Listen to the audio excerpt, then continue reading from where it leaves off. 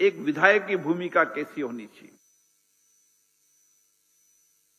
आपने जनता को चुनकर भेजा है, जहां आपकी एक अपनी विधानसभा की जिम्मेदारी है, वहां इस राज्य के विकास की जिम्मेदारी भी आपकी है।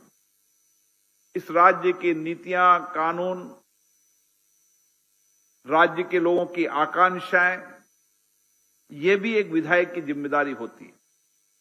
इसलिए आप पूरे राज्य की सामूहिक आकांक्षाओं के प्रतिनिधि भी हैं। आपके हर विचार,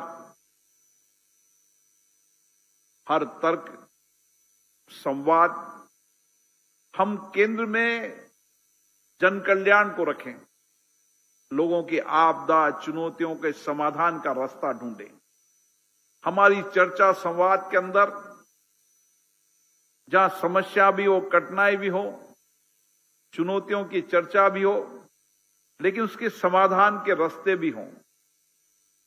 अच्छी विधानसभा की बहस वही होती है जहां आप आलोचना भी करें, जहां कठिनाई भी रखें, लेकिन उसके साथ उसका समाधान क्या है, उस समाधान पर भी अपने विचार रखें। और इसलिए आपको विधानसभाओं की श्रेष्ठ परंपराओं को, परिपाटियों को आपको समझने की आवश्यकता होगी।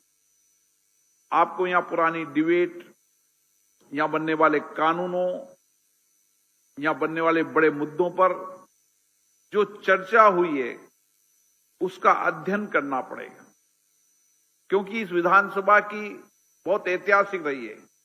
जैसे अभी माननीय मुख्यमंत्री जी ने बताया कि विधानसभा ही राज्य और देश के निर्णय करती है, और इसलिए बंगाल कहां जाए, यह भी राज्य की विधानसभाओं में निर्णय हुआ है।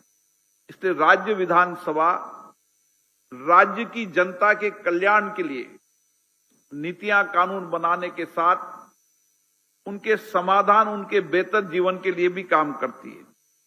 इसलिए आप जितनी विधानसभा के अंदर तर्कपूर्ण तरीके से, तथ्यों के आधार पर अच्छी चर्चा, संवाद करेंगे, उतना ही आप अच्छा नेतृत्व दे पाएंगे।